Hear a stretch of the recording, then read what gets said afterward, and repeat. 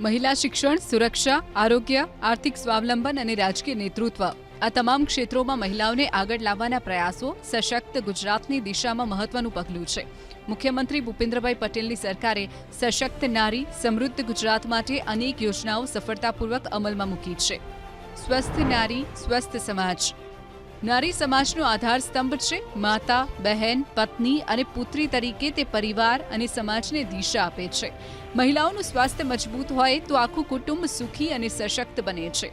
દેશમાં પ્રધાનમંત્રી મોદી અને ગુજરાતમાં મુખ્યમંત્રી ભૂપેન્દ્રભાઈ પટેલના નેતૃત્વમાં મહિલાઓ સ્વાસ્થ્ય અને તંદુરસ્તી માટેનું વિશાળ અભિયાન ચાલી રહ્યું છે.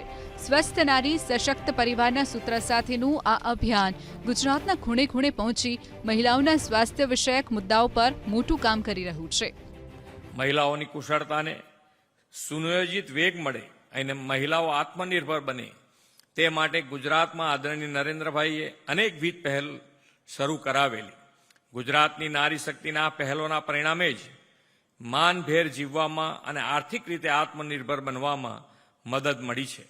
મહિલાઓના સ્વાસ્થ્ય માટે સરકારી યોજનાઓ: જનની શિશુ સુરક્ષા કાર્યક્રમ, મિશન ઇન્દ્રધનુષ, પ્રધાનમંત્રી માતૃ વંદના યોજના, ચિરંજીવી યોજના. માતા અને બાળ આરોગ્ય માટે પોષણ, ગર્ભાવસ્થા અને બાળકના પ્રથમ તબક્કાની સંભાળ પર ભારમુક્તિ યોજનાઓ અમલમાં છે.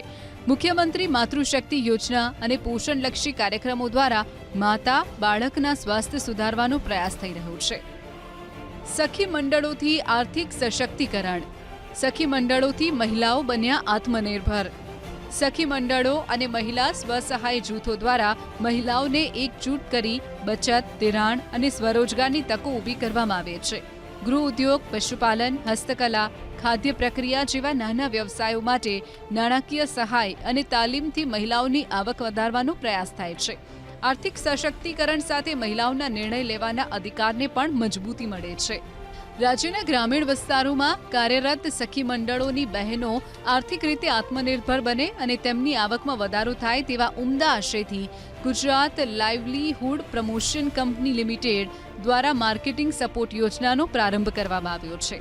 વર્ષ 2026-27 દરમિયાન સખી મંડળોના ઉત્પાદનોને ઈ-કોમર્સ પ્લેટફોર્મ સાથે જોડી રાષ્ટ્રીય અને આંતરરાષ્ટ્રીય બજાર પૂરું પાડવા માટે આ યોજના હેઠળ ₹25 કરોડની આર્થિક સહાય કરવામાં આવશે.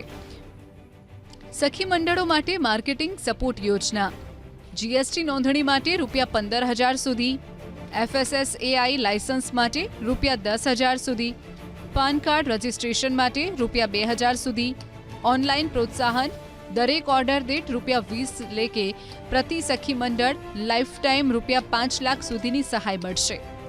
સરકારના આ પગલાંથી ગામડાની બહેનો ઘરે બેઠા કમાણી કરી લખપતિ દીદી બની શકશે, જેનાથી ગ્રામીણ અર્થતંત્રને નવી તાકાત મળશે. ગીર સોમનાથ જિલ્લાના તાલાલા તાલુકાના બોરવાવ ગામ મધુરમ મંગલમ સ્વસહાય જૂથની સફળતાને ગાથા અન્ય મહિલાઓ માટે પ્રેરણારૂપ બનવાની છે. સરકાર તરફથી 12,000ના રિવોલ્વિંગ ફંડ, 50,000નું કોમ્યુનિટી ઇન્વેસ્ટમેન્ટ ફંડ અને બેંકની 1 લાખની કેશ ક્રેડિટ પરથી હસ્તકલા વ્યવસાય શરૂ કર્યો. આધુનિક ટેકનોલોજીનો ઉપયોગ કરી આકર્ષક આર્ટવર્કના માધ્યમથી 20 મહિલા રોજગારી મેળવી રહી છે.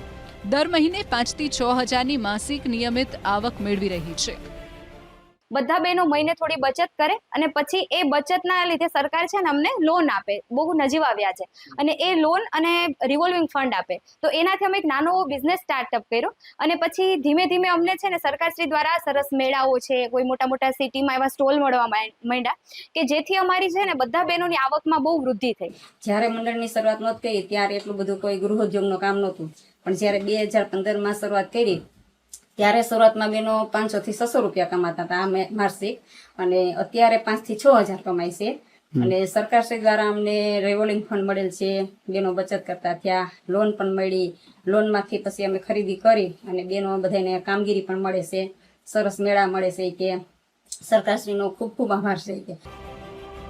આ સાથે જ સ્થાનિક સ્વરાજમાં મહિલાઓનું નેતૃત્વ, કન્યા કેળવણી, મહિલા સુરક્ષા માટે અનેક યોજનાઓ સફળતાની ઊંચાઈ આંબી રહી છે. રાજ્યની ભૂપેન્દ્રભાઈ પટેલની સરકાર નારી સશક્તિકરણને પ્રાથમિકતા આપવા સરકાર કટિબદ્ધ છે.